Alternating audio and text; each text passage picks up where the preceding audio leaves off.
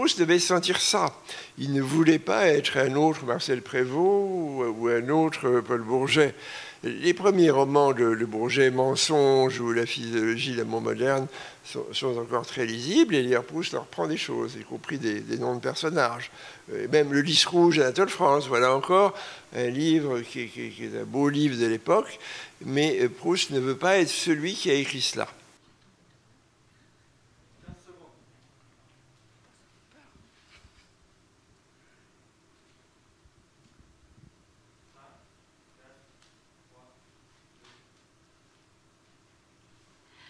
Bonjour, bonjour et merci à tous d'être là. Merci Nathalie Mauriac d'ailleurs. Merci Jean-Yves Tadier. Bonjour, merci à vous.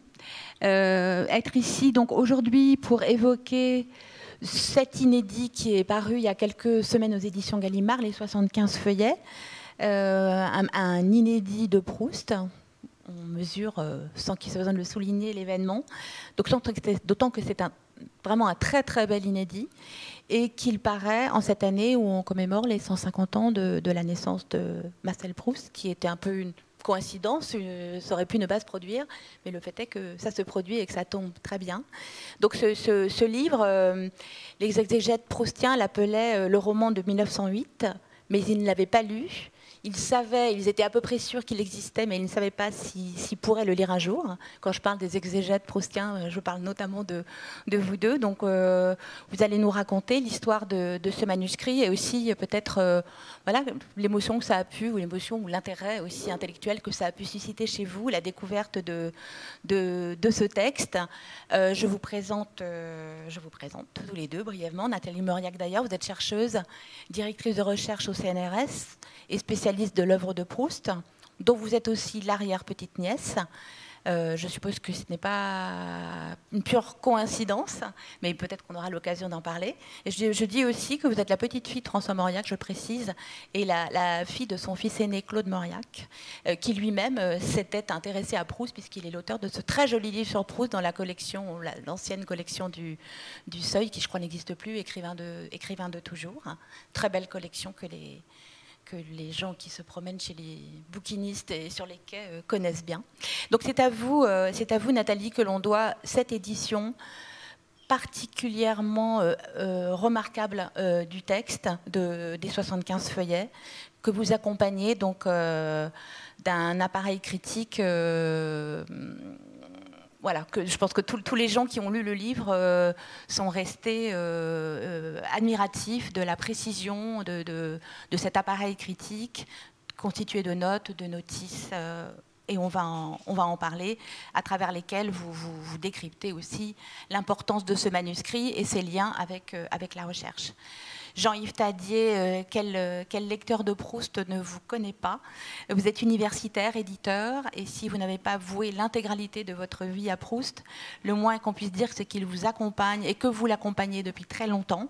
Vous lui avez consacré votre thèse, vous êtes son biographe incontournable, vous êtes son éditeur en Pléiade, vous lui avez consacré aussi nombre d'études et d'essais, et vous êtes, qui d'autre, le préfacier de ces 75 feuillets. Et je signale aussi que vous avez dirigé un cahier de Lerne qui est paru en même temps. Il n'y avait pas encore de cahier de Lerne Proust, ce qui est en fait étrange quand on le réalise, et que paraît aussi ce printemps le 4e volume d'une série d'essais que vous dirigez, consacré aux amis de Proust, au cercle d'individus qui évoluaient autour de Proust. On va peut-être commencer quand même par ces 75 feuillets.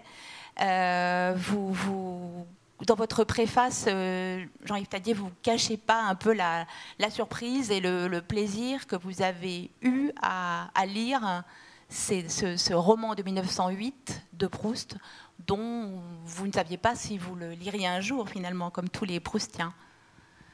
Oui, absolument. Ça a été un grand choc, puisque, à force d'attendre, on n'attendait plus. Le détenteur de ces feuillets paraissait éternel, et il nous en refusait l'accès en niant même les posséder.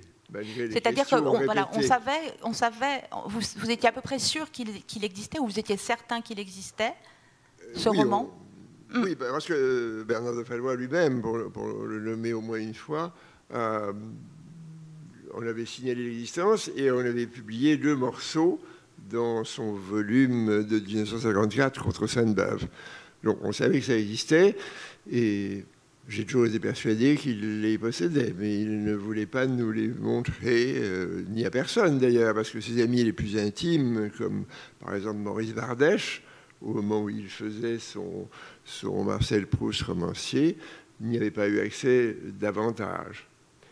Donc ça a été une grande surprise, une grande émotion, et j'étais très heureux quand Nathalie m'a fait l'honneur de me demander d'écrire la préface à ce volume qu'elle a en effet édité de manière superbe, extraordinairement approfondie. Donc l'émotion, oui, mais l'émotion n'est pas tout. Il faut aussi raisonner et se demander, essayer de comprendre comment tout cela s'est passé. On revient encore un petit peu, Nathalie, sur cette découverte quand même si donc on savait où étaient ces feuillets, mais voilà, parce que c'est vous qui les avez trouvés, c'est vous qui les avez transcrits. Racontez-nous ça, s'il vous plaît. Alors, je ne peux pas dire que je les ai trouvés, puisqu'ils ont été retrouvés au domicile de Bernard de Fallois après sa mort. Ce qui s'est passé d'assez extraordinaire, c'est qu'on m'a demandé d'inventorier les archives proustiennes, parce qu'il y avait d'autres documents qui ont été retrouvés chez Bernard de Fallois. Et donc je me suis retrouvée face à ces manuscrits devant moi, et il n'y avait pas les 75 feuillets. Et j'ai dit, vous êtes sûr que c'est tout ce que vous avez retrouvé chez Bernard de Fallois? Et on m'a dit, ah non. Et on m'a apporté dans un grand papier Kraft ce dossier que j'ai déplié. Et dedans, il y avait ce dossier tout à fait banal, contenant des feuillets bien trop grands pour lui. Et là, j'ai tout de suite, bien sûr, compris que c'était eux, ils étaient là. Et voilà. Et après, il s'est passé un certain temps, bien sûr, avant que le travail d'édition puisse commencer. Mais quand je les ai vus, je dois dire que j'ai pensé aussitôt à tous les Proustiens. À tous les Proustiens que j'ai connus ou que je n'ai pas connus, qui cherchaient ces feuillets depuis des années, depuis des dizaines d'années en réalité. Donc j'ai presque eu envie de leur parler à tous et de leur dire, oui, ils sont là, on les a retrouvés, enfin. Alors pour présenter un peu ces 75 feuillets, peut-être on peut les inscrire dans la chronologie du parcours d'écriture de Proust. Voilà, donc le roman 1908, ils ont été écrits en 1908. À quel stade en est Proust? Oui, alors Proust en 1908, c'est quelqu'un qui est l'auteur d'un recueil de nouvelles, Les plaisirs et les jours, qu'il a plutôt fait passer pour un auteur mondain. C'est l'auteur d'un roman inachevé qu'on a baptisé Jean Santeuil et qui est resté dans ses tiroirs.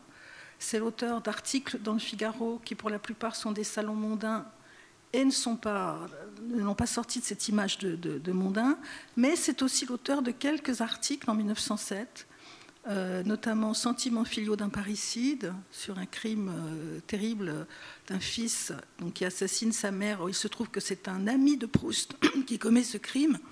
Et donc on demande à Proust un article. Cet article est retentissant. Ensuite, il y a un grand article en 1907, Impression de route en automobile, qui est lié à ses excursions avec Alfred Agostinelli, qui vient de rencontrer à Cabourg. Donc c'est peu après que Proust se met, sans doute fin 1907, se remet à une écriture autobiographique, parce que Jean Santeuil était très autobiographique, mais à la troisième personne. Alors qu'à la fin 1907, il se remet à écrire, mais à la première personne. Et c'est ça qui est extrêmement émouvant à voir. Mais quand il écrit ça, il n'est presque rien sur la scène littéraire. Proust encore à ce moment-là. Et pas du tout quelqu'un qui est reconnu. Et d'ailleurs, les difficultés qu'il aura à faire publier du côté de chez Swann montrent bien qu'il est encore très marginal. Mais il a enfin, je ne sais pas comment dire, c'est un peu bizarre de dire ça, une pratique d'écriture. Il écrit énormément. Il n'a pas cessé d'écrire depuis très jeune des poèmes, des fragments de théâtre, des nouvelles, des petits essais, des articles de toutes sortes. Donc c'est vraiment l'écrivain absolument né qui ne peut pas s'empêcher d'écrire. Et de fait, il gardait tout. Il gardait la moindre bribe du premier devoir scolaire jusqu'à la fin. Il gardait tout. Tout, à l'exception de certains cahiers que, selon le témoignage de Céleste Albaret, il aurait quand même brûlé quand il était boulevard Haussmann pendant la guerre, une trentaine de cahiers. Mais sinon, il gardait tout. Donc oui, c'est un écrivain né et il ne peut pas savoir en 1907, quand il se met à ces grandes pages, il ne peut pas savoir que ça y est, c'est bon. Il ne peut pas le savoir. Et c'est ça qui pour nous, est émouvant, c'est ce décalage entre ce qu'il est en train de faire. Il peut se dire, ça va encore pas marcher. Ça va. Et de fait, ça ne prend pas tout à fait, puisqu'à la fin de l'année 1908, il les met de côté, il les abandonne et il n'en est pas content. Et il se tourne vers tout à fait autre chose, qui est un essai critique contre Sainte-Beuve. Donc il se met à contre Sainte-Beuve, il se met à écrire un essai. Cet essai se transforme en une sorte d'autofiction où c'est maman qui vient près du lit de Marcel Proust, lui remet l'article, Le Figaro vient de paraître enfin son article, et conversation avec maman sur le critique Sainte-Beuve.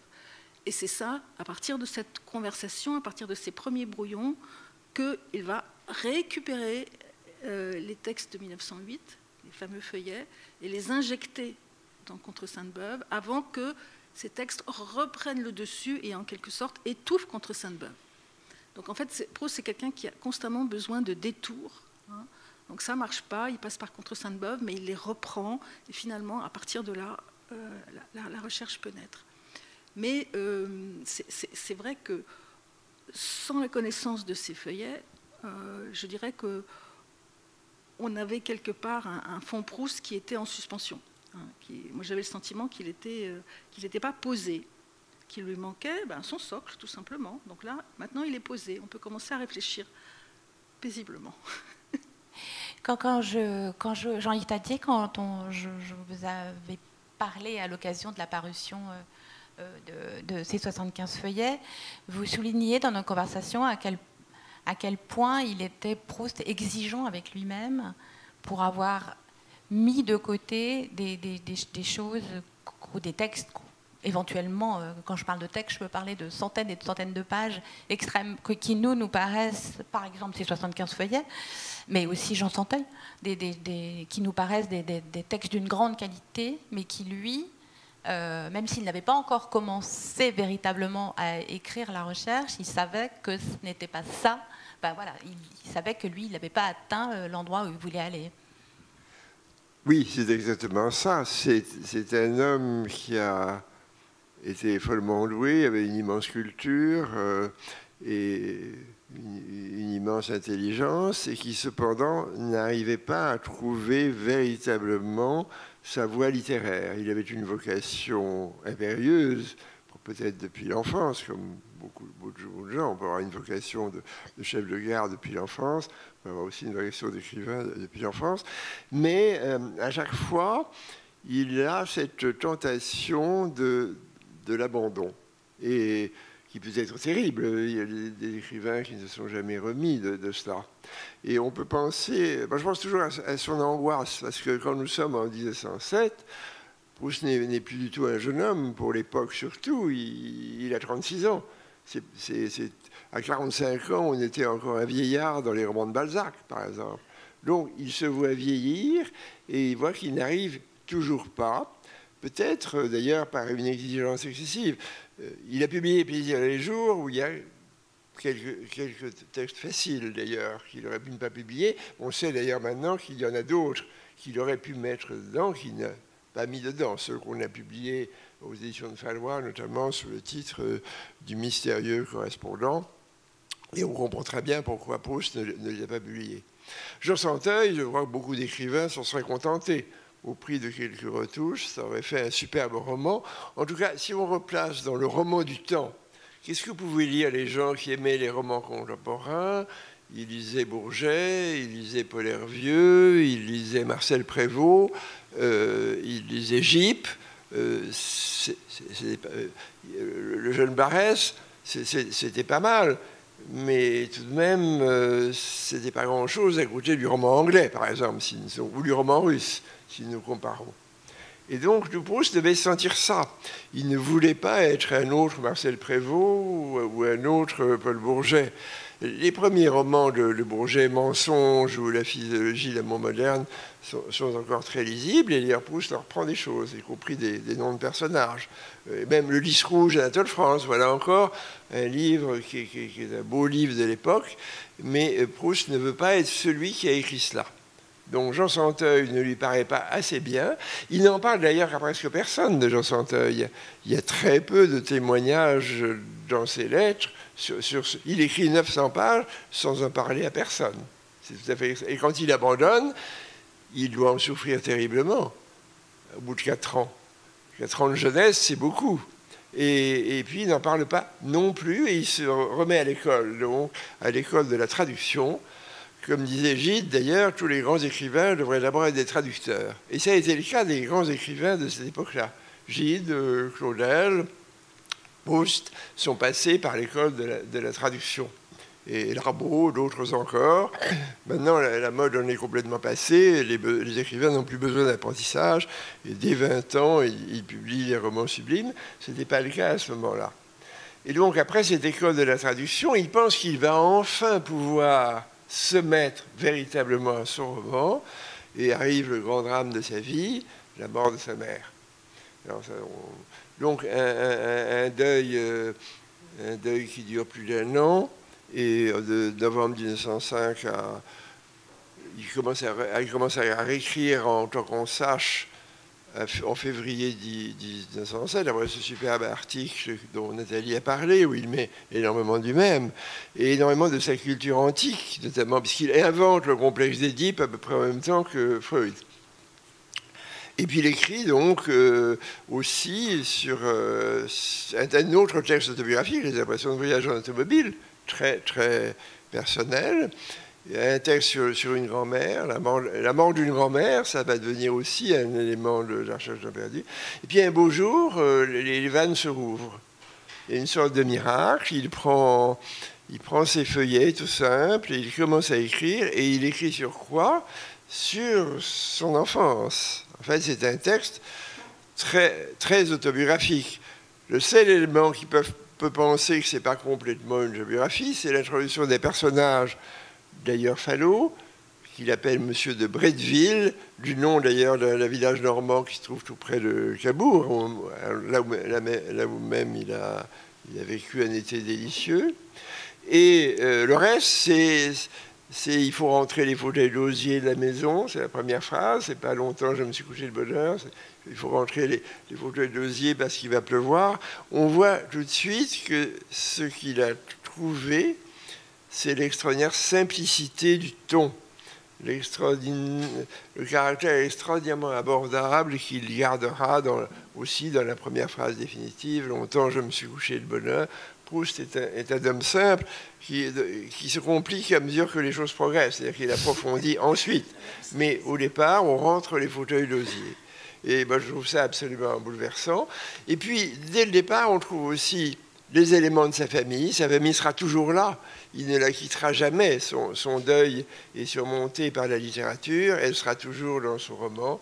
Il y aura toujours sa grand-mère, sa mère, son père, ses oncles. Il y aura toujours autour de lui ces sortes de saints protecteurs. Et on les a déjà dans ses premiers feuillets. Et puis, il y a le comique. Car le comique, pour Proust, est lié à la mélancolie, et c'est le personnage sublime de la grand-mère, qui porte son vrai prénom d'Adèle, Adèle Van Castel, la grand-mère maternelle, qui est un personnage très touchant, très drôle, très volontairement drôle, dont tout le monde se moque et qui est en même temps une victime. Donc dès le début, il y a ce thème terrible du sadisme qu'on voit apparaître, illustré par la phrase dans La recherche du temps perdu, l'indifférence aux souffrances qu'on cause est la forme terrible et permanente de la cruauté. C'est ça qu'on a ici aussi. On a la cruauté. Et puis, dans d'autres pages, on voit apparaître d'autres thèmes, celui des noms aristocratiques, celui des...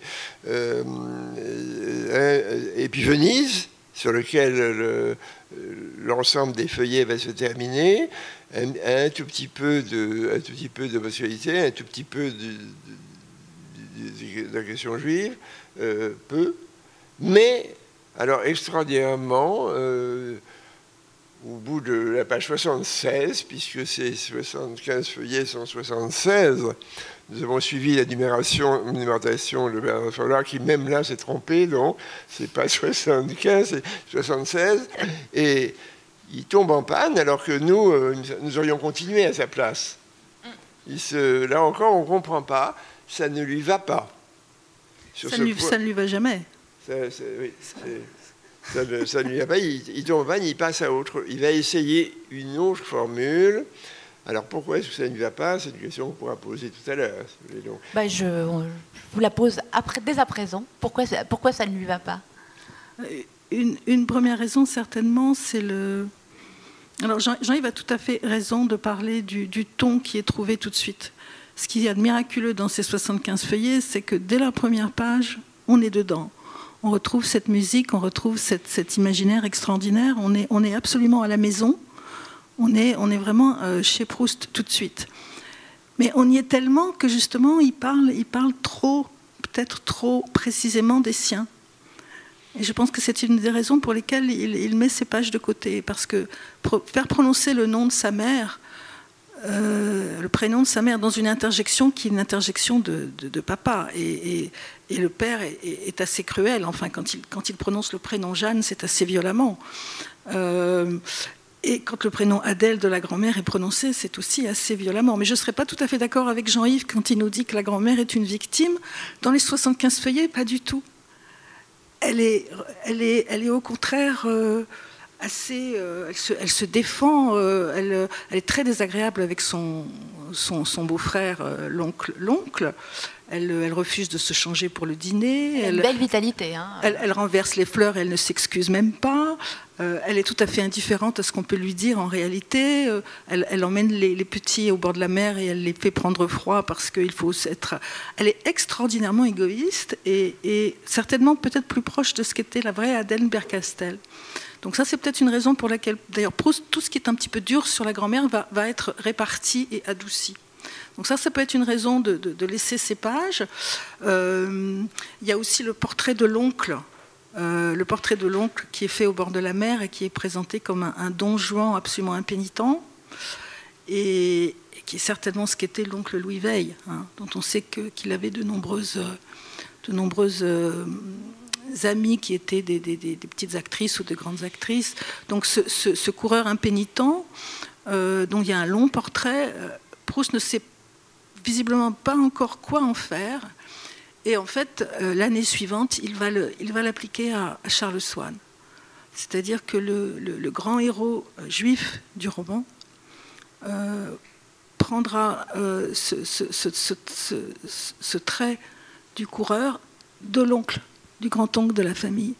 Et ça, c'est un déplacement qui est tout à fait fondamental pour comprendre pourquoi Proust aussi laisse ces pages, parce que les choses sont encore trop claires, les choses sont encore trop dites, c'est encore trop autobiographique. Ça restera toujours très autobiographique, la recherche est... Chaque détail peut certainement être ramené à l'autobiographie, mais c'est masqué, c'est caché, c'est codé, c'est crypté. Et là, ça ne l'est pas encore. Ça l'est tout de même un petit peu, parce que dans les 75 feuillets, on trouve aussi un manuscrit un peu antérieur, vous vous en souvenez, Jean-Yves, dans lequel on rentre déjà les fauteuils d'osier. La grand-mère est déjà en train de faire des tours de jardin sous la pluie contre la vie de tout le monde, mais il est dit que ça se passe à Auteuil. Le nom d'Auteuil est prononcé. Donc le nom de la maison natale de Marcel Proust, le nom de la maison de l'oncle Louis Veil qui recevait très généreusement toute sa famille. Et ce nom-là, dans les 75 feuillets, il est déjà effacé. Donc déjà, les 75 feuillets sont une étape dans l'effacement de la famille. Et donc je pense qu'il n'avait pas encore la formule, il n'a pas encore trouvé comment les rendre tous présents, parce que moi, ce qui m'a frappé, sans doute vous aussi, Jean-Yves, c'est l'affection qu'il a pour les siens. Oui. Il y a une immense affection pour les siens, qui ne veut pas dire qu'il n'y a pas un peu de cruauté dans la description, dans l'évocation, parce qu'il est très lucide, donc il voit tout leur travers, mais il y a une affection absolument immense. Et donc il veut vraiment, je crois, peindre sa famille. Il veut vraiment leur faire un tombeau à tous, mais il faut que ce tombeau les protège en même temps. Il ne faut pas les mettre en danger. Donc moi j'ai ce sentiment que c'était encore trop proche pour qu'il les garde. Oui, c'est ça, c'est tout à fait ça. En réalité, il veut écrire un roman. Or, il ne faut pas oublier qu'à l'époque, on est encombré de souvenirs d'enfance. Pierre Loti, Anatole France, tout le monde écrit le roman d'un enfant, le livre de mon ami, et Pierre Loti a écrit plusieurs même. Et donc, il ne veut pas faire cela, il veut pas être un autobiographe. Il se bat contre l'autobiographie et il s'aperçoit qu'il va tout droit vers ce qu'il ne veut pas faire, à mon avis. Et Zali a tout à fait raison de dire que l'invention de Swann est déterminante, parce que Swann est véritablement un personnage de roman. Et Un amour de Swann, c'est un épisode de roman qui arrive justement pour interrompre, dans l'édition future, le développement de Combray, qui aurait pu, à la rigueur, apparaître comme une autobiographie, bien qu'il y ait déjà beaucoup de transpositions qu'on peut noter, et notamment une fondamentale, qui est la disparition d'Auteuil, alors qu'effectivement, beaucoup de traits, l'escalier de la maison, le jardin d'Auteuil est beaucoup plus grand que celui d'Illier, qui a 100 mètres carrés, etc. Des tas de choses se sont passées là. Donc, il s'interrompt parce qu'il se dit probablement, mais je ne fais pas un roman. Ça ne va pas du tout. Comment faire un roman? Et en plus, il n'arrive pas non plus à exprimer ses idées, véritablement. Contre Sainte-Beuve, le moyen qu'il cherche pour exprimer à la fois autre chose que sa propre vie et celle de ses parents, et en même temps son système de pensée. Mais là où ça n'ira pas, c'est que c'est trop fruste. Là encore, c'est trop abstrait. Il ne veut pas non plus faire un essai de critique littéraire, ni de philosophie. Donc il faut, dans une sorte de dialectique, arriver à concilier les souvenirs autobiographiques, la pensée et le désir d'écrire un véritable roman comme Balzac, comme Stendhal, comme Flaubert, comme Dostoïevski, comme les auteurs qu'il aime et qu'il veut rejoindre. Est-ce qu'on peut toucher un mot de ce qui a... Enfin, ça sera forcément, je suis désolée, un peu schématique, mais ce qui est déjà là dans les 75 feuillets et ce qui n'est pas encore là. Et je pense évidemment notamment à la mémoire involontaire, voilà,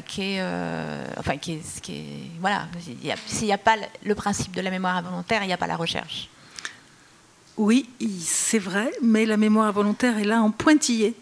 Allez-y. Elle est là en pointillé parce qu'il y a dans la partie soirée à la campagne, qui n'est pas encore Combray, puisque Combray n'est pas prononcé, il y a la mention de l'odeur du thé que je me faisais à Paris. Cette odeur du thé extrêmement étrange, et bien sûr, ne peut pas ne pas évoquer pour nous l'épisode du pain grillé qui deviendra la biscotte, qui deviendra la madeleine, et qui est en fait, à la même époque, le pain rassis. Parce que dans les autres manuscrits qu'on trouve dans le volume, il y a aussi un brouillon trop court, malheureusement, parce qu'il est inachevé, où c'est vraiment le premier crayon gardé de la mémoire involontaire. Donc il y a des petites traces, il y a aussi une histoire d'odeur de géranium qui n'évoque pas encore d'idées poétiques, et ce pas encore nous pointe évidemment vers un jour. Or, il se trouve qu'il y a dans nombreux brouillons des allusions à des géraniums qui sont présents justement à Auteuil et qui sont décrits depuis Jean Santeuil. Il est question des géraniums qui reviennent. Et jusque dans le septuor de Vinteuil, il y aura une évocation du fait que la musique évoque la soirée embaumée du géranium. Donc il y a tout un imaginaire poétique autour du géranium dont il ne reste pas de traces, en fait, très peu de traces dans le texte définitif, mais qui nous montre que Proust était déjà sur la piste de la mémoire involontaire, puisque il y a aussi, à la Bibliothèque nationale, sur les mêmes papiers, les mêmes feuillets qui ont exactement le même format, et avec une écriture qui est tout à fait une manière de remplir la page qui est identique, il y a bien en cascade la série des mémoires, des souvenirs involontaires qu'on connaît, c'est-à-dire la biscotte, le fait de glisser sur les pavés et de faire ressurgir Venise, et puis même aussi une allusion aux arbres qui évoque un souvenir, mais pour le coup manqué. Parce qu'un autre aspect de la mémoire qui est très présent, qui est présent dans les 75 feuillets, eh bien, c'est cette vision d'arbre qui rappelle un souvenir, qui dans les jeunes filles est un souvenir manqué, raté, que le héros ne retrouve jamais, qui nous frustre tous, et de manière assez bouleversante, en tout cas je l'ai trouvé, dans les 75 feuillets, ce souvenir des arbres, il est là, il est donné, et puis il y a une deuxième version tout de suite après où il n'est plus donné, où tout d'un coup ça n'est plus possible de donner. Donc on voit vraiment ce processus d'effacement qui est en cours. Mais oui, la mémoire, elle est déjà là. Je dirais qu'il la garde sous le coude et on sent déjà que les réminiscences sont prévues pour la fin. Pour la fin. Donc, quand Proust, en 1910, invente le temps retrouvé et met les réminiscences à la fin, en fait, il revient à quelque chose qu'il avait déjà prévu en 1908. Son invention, ça a été de prendre la Madeleine et de la sortir de la fin pour la mettre à l'articulation entre Combray 1 et Combray 2. Ça, c'est une invention qu'il fait en 1909 et qui est cruciale parce que ça lui permet quoi ? Non seulement ça lui permet de faire démarrer le récit, mais en fait, ça le fait redémarrer. Parce que ça lui permet d'isoler deux choses qui sont le baiser du soir, maman, dans Combray 1, et puis il y ait les promenades dans Combray 2. Donc ça lui permet vraiment de ne pas mélanger le souvenir de maman avec le souvenir de l'autre Combray. Donc il y a deux Combray qui n'ont jamais vraiment, à mon sens, ce qu'on apprend de ces 75 feuillets, ce qui est très intéressant, ces deux Combray ne se sont pas vraiment mélangés. Il me semble, en tout cas, le baiser du soir doit rester une espèce de sanctuaire au début du livre. Donc ça... c'est quelque chose qui, effectivement, à la fois manque, mais est déjà là, les réminiscences, donc elles sont là en pointillé. Et puis, bien sûr, l'homosexualité, il n'y a pas Sodome, il n'y a pas Gomorrhe, il y a quand même Sodome, Jean-Yves l'a évoqué, parce que dans Non Noble, que Fallois avait d'ailleurs publié, il y a une foule d'allusions à Alfred Agostinelli, mais vraiment une foule. Parce que tous les lieux qui sont évoqués, ce sont des lieux que Proust, comme par hasard, a visités quand il était dans la voiture d'Agostinelli autour de Cabourg, en 1907. Donc il reprend tous ses souvenirs et donc Sodome est là, je dirais, à travers la présence d'Agostinelli, de même que dans Jean Santeuil, il y avait la présence de Reynaldo Hahn un peu partout, mais comme disait Proust, comme un dieu caché. Donc là aussi, Agostinelli est là comme un dieu caché. Alors, je ne doute pas que le public, tout à l'heure, les personnes qui sont là vont avoir des questions à poser sur ce manuscrit et sur la façon dont il s'inscrit dans l'œuvre de Proust.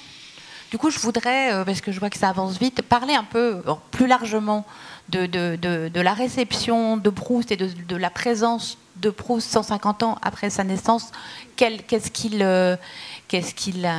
incarne et qu'est-ce qu'il est le seul à incarner? Est-ce que vous avez été surpris par le retentissement, par exemple, rencontré par cette publication et les traductions, etc., qui ont tout de suite se sont manifestés les désirs de traduction dans d'autres langues?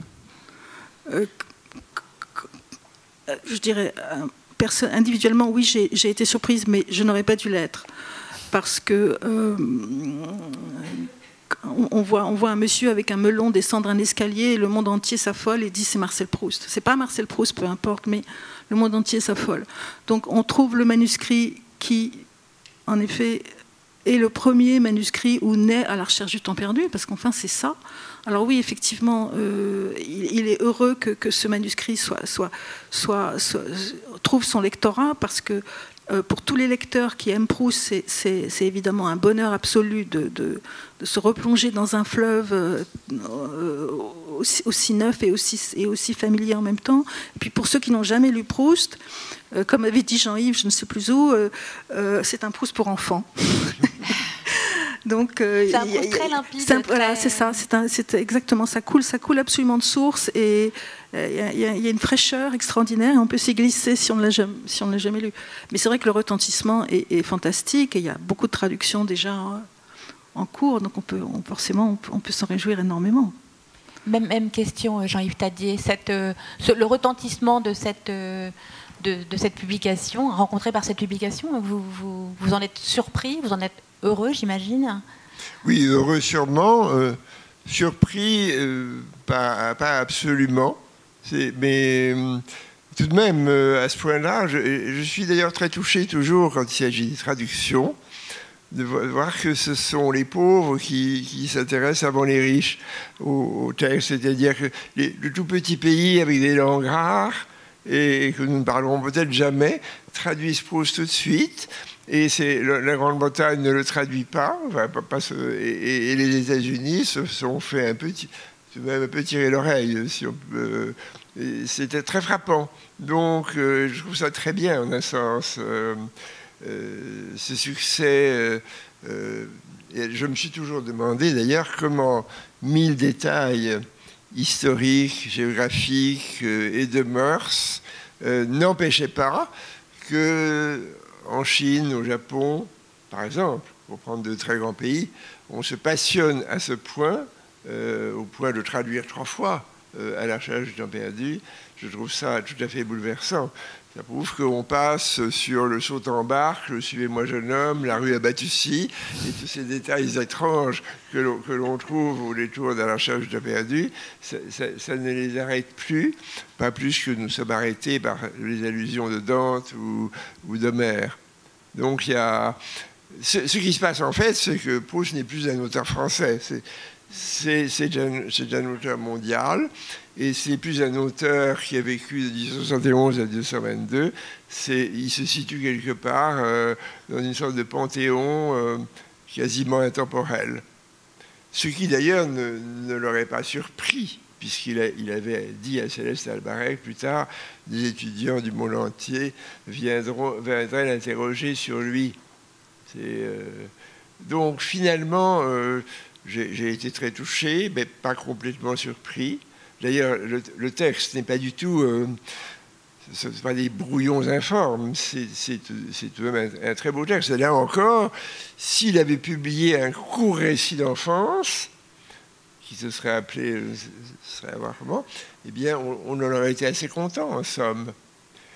Mais il manquerait tout le reste. On a la même chose dans la carrière de très grands musiciens. Si vous pensez à Beethoven, entre la fantaisie pour piano, chœur et orchestre et la 9e symphonie, il y a le même écart qu'entre les 75 feuillets et la recherche du temps perdu. Mais pourtant, cette fantaisie, on est très content d'entendre. On pourrait, même chez Wagner, on ferait la même chose avec certains opéras de jeunesse, Rienzi ou même Tannhäuser, par rapport à Tristan ou Parsifal. On est déjà très content d'avoir ça.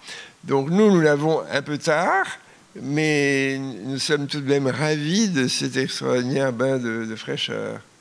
Et je voudrais dire une chose à propos de la mémoire. Bien sûr. Ce qui est très frappant, c'est que Proust, en romancier, organise en une seule impression frappante d'ailleurs par son commentaire d'une profondeur inouïe, qui est l'épisode de la Madeleine, 300 impressions de mémoire qu'il a dû éprouver au fil du temps. Il ne faut pas s'imaginer qu'il a vécu l'épisode de la Madeleine un beau jour, qu'il a pris sa plume et qu'il l'a immédiatement noté. Il a fallu des années pour qu'il ait cette idée de condensation et de déplacement, pour reprendre les mots de quelqu'un d'autre, et qui en font un romancier. La condensation et le déplacement, ce sont pas seulement les qualités du névrosé, que nous connaissons tous, mais aussi celles du grand romancier. Et ça, c'est très impressionnant aussi. Et peu importe, soit une biscotte, une madeleine. La madeleine, d'ailleurs, on a expliqué pourquoi c'était une madeleine. Enfin, il y a sur le symbolisme de la madeleine, il y a des choses très intéressantes qui ont été écrites. Mais cette idée de 1000 épisodes qui en deviennent un, c'est là sa puissance extraordinaire de condensation, de réflexion et ensuite d'approfondissement. Comme l'heure avance très vite, je vous propose, si vous le souhaitez, d'ores et déjà de poser une question, si vous le souhaitez, évidemment. Pardon, excusez-moi. Pardon ? 1h15. On commence à avoir faim. Je vous en prie. Parlons, chef. Personne ne... Pas besoin du micro, je pense que tout le monde m'entend. Prenez-le peut-être comme c'est capté, c'est enregistré, il vaut mieux que vous le preniez si ça vous ennuie pas. Et puis il y a le masque. Oui, la question que je voudrais poser au professeur Tadier, et que j'ai déjà eu le plaisir d'entendre, merci professeur, c'est à chaque fois un émerveillement. Que ferez-vous quand il n'y aura plus de nouvelles découvertes ? Autrement dit, je me demande, quand on a consacré sa vie à Proust, en tout cas sur le plan professionnel, comment on fait pour continuer à dire autant de choses intéressantes et comment on voit l'avenir de cette œuvre-là. Si on pense, vous parliez d'Homère et Virgile, on peut penser à Dante, on peut penser... Comment voyez-vous, en quelque sorte, l'avenir de l'aura proustienne ? Je ne sais pas si je m'exprime correctement. L'avenir de, pardon ? De l'aura. Ah oui. Enfin, il suffit de prendre d'autres exemples dans le temps. Merci penser à à vous. Homère, à Dante, à Shakespeare. Chaque génération apporte ses propres interprétations, ses questions et ses réponses. Il y a d'autres manières de traiter les problèmes qui apparaissent. C'est vrai aussi des grands peintres ou les grands musiciens. On écrit toujours sur Bach, bien qu'on a toujours écrit sur Bach. Évidemment, chaque spécialiste, un auteur, estime qu'après lui, il n'y a plus besoin d'écrire. Mais il faut bien s'incliner devant la réalité historique et ça continue parce qu'il y a une sorte de développement d'autres aspects. Et chaque génération arrive face à l'œuvre d'un grand artiste ou face à un texte religieux aussi bien, par exemple, avec ses propres interrogations. Donc je ne suis pas du tout inquiet, il y aura d'autres questions, il y aura d'autres réponses, il y aura un autre Proust qui apparaîtra, et la vérité de tout cela, c'est Pirandello, finalement. Ces points de vue vont se développer avec le temps et il y aura toujours d'autres choses à dire et à lire, et peut-être d'ailleurs d'autres inédits qui nourriront la pensée, comme par exemple l'extraordinaire corpus des cahiers de brouillon que publie Nathalie et qui sont une mine de réflexion sur la création littéraire. Il y a à la fois le progrès et il y a aussi ce qui disparaît, les chutes, dans le cahier de Lerne dont vous avez parlé. Nathalie a fait un très bel article sur la disparition de Reynaldo Hahn dans La Recherche du temps perdu. Ça, c'est quelque chose qui n'avait jamais été vu ni lu. Moi, je me suis toujours demandé comment il se faisait que Proust ne parlait pas de Reynaldo Hahn dans La Recherche du temps perdu. On découvre qu'à un moment, il a voulu en parler, mais vous en parlerez beaucoup mieux que moi, évidemment. Et puis, ce passage, peu à peu, s'efface. Donc voilà le genre de choses qu'on peut toujours remarquer. Et donc ne nous inquiétons pas, les grandes œuvres du passé sont, comme disait quelqu'un d'autre, le génie s'envole au temps futur. Phrase de Mallarmé. Mais si pour rester dans Proust, à propos de Vinteuil, il dit que Vinteuil est novateur pour l'éternité. C'est ça le génie finalement, et c'est à cause de ça qu'il y aura toujours d'autres choses à dire et d'autres choses nouvelles à percevoir. Vous voulez dire quelque chose, Nathalie, oui, sans compter que les brouillons qui sont conservés à la Bibliothèque nationale sont une mine pour les lecteurs.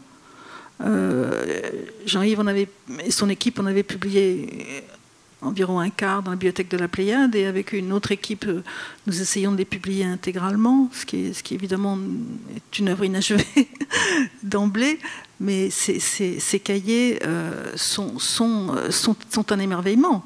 parce que les brouillons de Proust ne sont jamais informes, ils sont toujours extrêmement articulés, ils sont d'une générosité incroyable, parce qu'à la fois Proust garde tout et jette tout, c'est-à-dire que chaque cahier aurait pu être publié presque tel quel, mais non, il faut toujours qu'il réécrive et qu'il tresse les choses les unes avec les autres.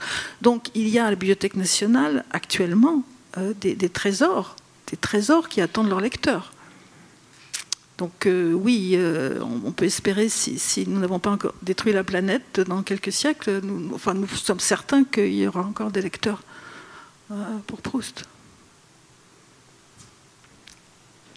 Oui, je dois vous avouer que je découvre encore, comme un jeune homme, que finalement je suis peut-être encore l'œuvre de Proust. Et en fait, par rapport à la recherche, je prends énormément de plaisir à tourner autour. J'attaque Jean Santeuil, j'ai dévoré 75 feuillets, je me lance aussi dans la lecture des ouvrages de M. Tadier. Et en fait, ma question, elle est peut-être un peu scolaire, ou alors vous me direz peut-être que c'est à moi de m'en charger, mais j'ai envie, ou il me manque par moment, y compris quand j'ai lu les 75 feuillets, une sorte de tableau de correspondance, de pouvoir faire le lien, de pouvoir replonger dans la recherche par rapport à quelques passages ou dans Jean Santeuil. Donc c'est peut-être mon travail à moi, ou la passion que je devrais avoir moi, mais je m'interrogeais sur le fait que des auteurs avaient pu faire, ou des chercheurs avaient pu faire ce genre de travail. Pour les 75 feuillets, vous avez à la fin du volume un tableau de concordance. Voilà, il y a sur 2 pages la correspondance entre justement les pages des 75 feuillets et le texte définitif dans l'édition de la Pléiade. Pour Jean Santeuil. Oui, alors il y a un livre très ancien d'ailleurs qui a fait ce tableau. Et Madame Lipiansky, je crois. Oui, c'est ça. Oui. Oui, c'est paru chez Nizet dans les années 60. Vous pouvez sans doute le trouver sur un site comme Abbé Books, si vous cherchez Jean Santeuil à la recherche du temps perdu. Oui, Mireille Marc Lipiansky. Oui, je trouve que c'est un vrai bonheur d'atterrir dans le texte avec ces quelques bribes, ces quelques éléments de la vie extérieure. Oui, le principe... C'est presque une ligne d'arrivée ou l'épanouissement final. Oui, sauf que... plutôt que le contraire. Mais en réalité, le Proust, une fois que vous êtes rentré dedans, vous n'en sortez plus. C'est-à-dire qu'il n'y a pas d'épanouissement final, il y a une sorte de labyrinthe infini et interminable qui fait tout le plaisir et toute la prison des lecteurs de Proust. Donc peut-être si vous n'êtes pas encore tombé dedans, c'est peut-être pas si grave, mais... Est-ce qu'il y a une autre question ? Bonjour, merci d'abord, c'était excellent, c'est magnifique ce que vous faites. Je voudrais savoir si, à partir de ces 75 feuillets, il y a 2 choses que vous corrigerez, Monsieur Tadier, dans votre biographie de Proust. Oui, il y a toujours des choses qui apparaissent et qui... je prévois d'ailleurs une édition revue pour l'an prochain. D'abord ça, évidemment... Je regardais, d'ailleurs, il y a un creux à la fin de 1907 où se place très bien la découverte de ces feuillets. Il y a d'ailleurs des allusions énigmatiques dans la correspondance de Proust aussi, des phrases comme « déjà l'année dernière », et on se demande ce qu'il a bien pu faire. Oui, bien sûr, c'est comme les ventes aux enchères qui sont à la fois la joie et la terreur de l'érudit, parce qu'on se demande s'il ne va pas paraître une lettre qui va foutre par terre tout ce que vous avez pu écrire à propos de cette période. Oui, tout à fait. Il y a toujours matière à changer des choses, à les corriger. En revanche, ma conception générale, je ne change pas d'avis. mais il y a toutes sortes d'éléments. D'abord, il y a des énigmes qui nous restent posées. Il y a...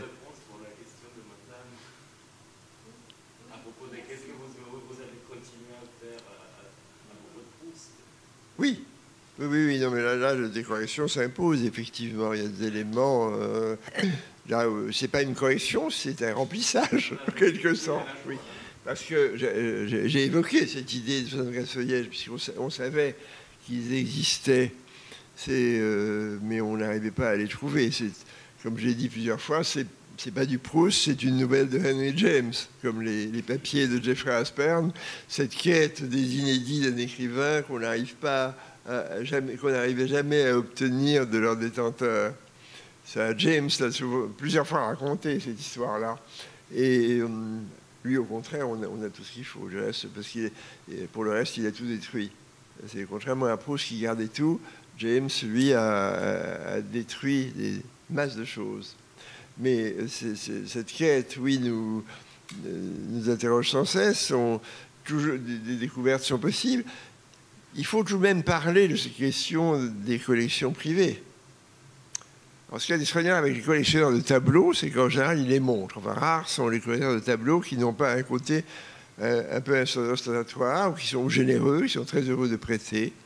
Et les collectionneurs d'autographes font preuve, au contraire, du sadisme anal cher à Freud, et très souvent, ils ne montrent pas. À l'exception de Rainer Speck. Alors, à l'exception de Rainer Speck. Ah oui, bien sûr, oui, il y a quelques exceptions, bien entendu, ou même Jean Bonnat ou d'autres.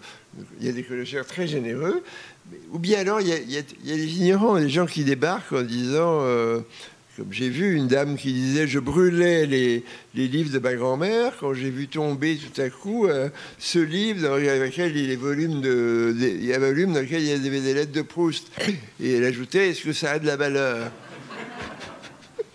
Et alors je lui ai alors dit à ce moment-là, peut-être à tort, parce que je ne m'en suis pas fait forcément une amie, je lui ai dit, madame, vous en avez brûlé beaucoup comme ça? Voilà, il y a des choses extraordinaires dans la recherche des documents inconnus ou inédits.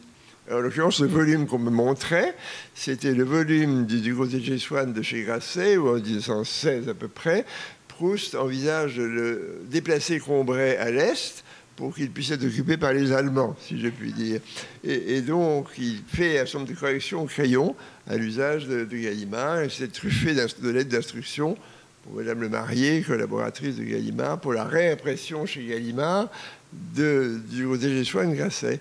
Cette dame a failli brûler, et d'ailleurs l'exemplaire n'est jamais reparu depuis ce jour où je l'ai vu, dans un appartement cossu, mais absolument vide de livres. Voilà, donc, oui, bien sûr, il y a toujours à corriger, effectivement. Est-ce qu'il y a d'autres questions, interrogations? On arrive à la fin de 7 heures, ça passe vite. Voilà. C'est maintenant ou jamais. J'avais une question. Quelle interprétation avez-vous du fait que De Fallois n'avait pas présenté ses feuillets et que c'était encore chez lui, alors que c'est quelqu'un qui est mort très âgé? Donc est-ce qu'il y a une explication à cela? Donc ça, c'est la première chose. Et la deuxième chose, est-ce que vous pensez qu'il y a encore d'autres éléments ou d'autres feuillets de Proust qu'on pourrait retrouver? Puisque là, il y a un peu, pas une accumulation, mais l'année dernière, il y avait déjà eu les parutions de nouvelles avec Luc Fraisse qu'ils avaient fait paraître. Cette année, il y a ces feuillets. Est-ce qu'il y a encore d'autres choses qui sont quand même... Bon, je pense que ces feuillets sont quand même beaucoup plus marquants que les nouvelles que Fraisse avait recueillies. Mais est-ce que vous pensez qu'il y a d'autres éléments encore qui seraient vraiment marquants, en dehors de lettres, en effet, qu'on pourrait retrouver dans des collections privées? Nathalie? Enfin, comme vous voulez. Non, allez-y, c'est mieux placé que moi. Allez-y, Nathalie.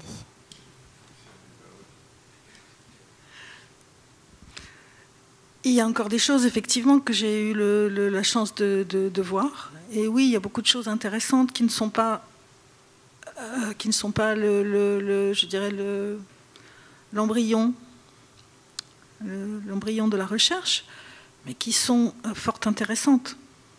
On peut dire que Bernard de Fallois avait très bon goût. qui n'était pas très partageur. Il n'était pas très partageur. Non, mais peut-être pas, effectivement, peut-être pas des choses de l'importance je dirais des choses qui passionnent les Proustiens un peu rentrés dans l'histoire du texte, dans l'histoire des manuscrits, dans le parcours de Proust, mais peut-être moins spectaculaire pour le lecteur qui est un vrai Proustien, mais qui, je dirais, parcourt la recherche en tous sens, mais ne s'intéresse peu finalement au parcours d'écrivain de Marcel Proust, parce qu'il y a aussi, on peut être un très grand lecteur de Proust et pas s'intéresser à l'homme, et pas s'intéresser à l'homme écrivain avec effectivement toutes sortes d'activités qui sont parallèles à l'écriture de la recherche et qui finalement reviennent toujours par un biais ou par un autre à la recherche, parce que c'est vraiment le fleuve où tout conflue. Mais oui, il y a des choses encore intéressantes, bien sûr. Enfin, bien sûr. Je pense que vous allez signer un peu, en tout cas rester un peu en dehors de la salle. Donc si jamais vous voulez parler un peu plus en aparté quelques minutes avec Nathalie Mauriac d'ailleurs et Jean-Yves Tadier, vous le pourrez, je pense. Le moment est arrivé de la fin de cette rencontre. Je vous remercie infiniment. C'est nous qui tous vous les deux. remercions. Merci infiniment. Merci beaucoup Nathalie. Et merci beaucoup à vous.